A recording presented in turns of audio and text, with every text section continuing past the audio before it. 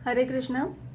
मुझे एक माता जी ने मैसेज किया था कि उनको एक पजेसिवनेस का प्रॉब्लम है। पति के मामले में बहुत ज़्यादा पजेसिव हो जाती है, तो एक लड़की इन प्रॉब्लम से कैसे डील करे।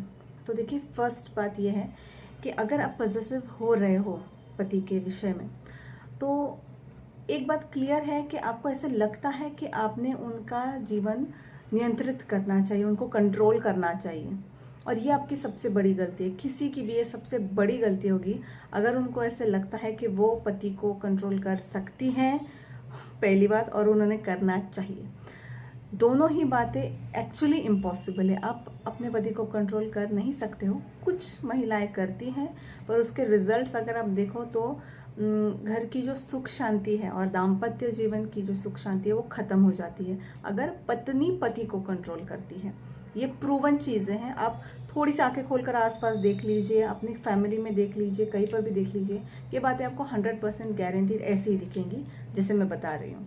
और दूसरी बात, कंट्रोल करना चाहिए या नहीं, वो आपकी ड्यूटी में आता है या नहीं, तो नहीं। पति को कंट्रोल में रखना, पति को डोमिनेट करना या किसी भी तरह से पति को कब्जे में रखना बाय फोर्स या बाय अपने बातों से, तो ये गलत है। अभी हाँ, आप स्नेह से, सेवा भाव से उनको कंट्रोल कर सकते हो। तो उस मामले में मैं कहूँगी कि जैसे भगवान को भी कहते हैं कि आप फोर्स से या उनको अपनी ताकत से पकड़ नहीं सकते हो, पकड़ सकते हो तो सिर्फ सेवा भाव से। तो वैसा ही रूल यहाँ पर पति के लिए भी अप्लाई होता है, और पति परमेश्वर का जो हमारा कॉन्सेप्ट है वो काफ़ी यहाँ पर सिमिलर है। तो अगर आप ये बात भूल जाएं कि आप उन्हें कंट्रोल कर सकते हो या करना चाहिए, तो आपका ये फर्स्ट प्रॉब्लम क्लियर हो जाएगा। और आपको शुरुआत में लगेगा कि अरे बहुत गलत कर रही हूँ, मैं छोड़ रही हूँ पति को, अभी तो वो चला जाएगा, अभी तो कोई भी उसको पकड़ लेगा। तो ऐसी बात नहीं होती है।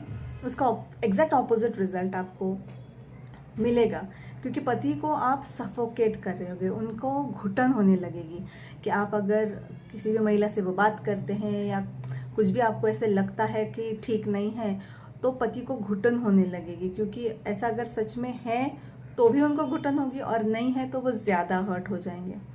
तो आप उनको अपने सेवा भाव से और अपने आदर और स्नेह से उनको पकड़ के रख सकते हो। और ये भी प्रूवन है, क्योंकि देखिए, मैं थोड़े स्ट्रॉन्ग वर्ड्स यूज़ करूँगी कि एक जो कीप होती है या एक जो प्रॉस्टिट्यूट है या एक जो गर्लफ्रेंड है, ये सब जो भी होती हैं, ये वो बात नहीं कर सकती। ये वो क्या कहते हैं, एक जादू जो है, जो एक पतिव्रता स्त्री की कैपेसिटी में है, वो उनके पास वो जादू नहीं है।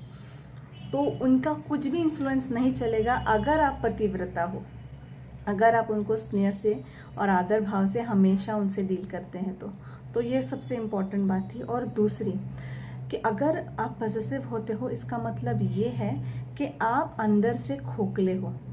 सुनने में शायद बुरा लगेगा, पर द पॉइंट इज कि आप अंदर से अगर संतुष्ट और स्ट्रांग नहीं हो, भक्ति के जो हमारे प्रिंसिपल्स हैं, हमारी साधना है, तो अगर आप देखिए, मैं ये नहीं कहूँगी कि कंप्लीटली पति को साइड में डाल देना है और कंप्लीटली भक्ति करनी है, बट द पॉइंट इज़ कि भक्ति अगर स्ट्रांग नहीं है, तो ये जो अंदर का खोखलापन है, इसकी वजह से आप पति पर हावी होने लगते हो। और इसका जो सॉल्यूशन है वो पति के पास नहीं होगा, क्योंकि ये एक हमारा स्पिरिचुअल भूख है, जो स्पिरिचुअल हंगर कहते हैं। तो ये कम्प्लीटली अलग बात है। तो इसीलिए आप स्पिरिचुअली स्ट्रांग बनिए, अपनी साधना और स्ट्रांग कीजिए, और भगवान कृष्ण से वो सब एक्सपेक्ट कीजिए जो आप अपने पति से एक्सपेक्ट कर रहे हैं। देखिए, भगवान हमारे साथ 24 घंटे रह सकते हैं, पति नहीं रह सकते हैं।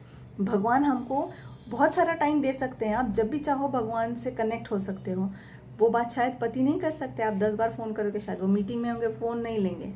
तो पति भगवान है पर भगवान नहीं है।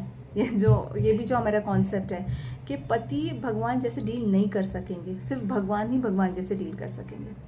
तो इस बात पर अपने ज़्यादा फोकस करना चाहिए।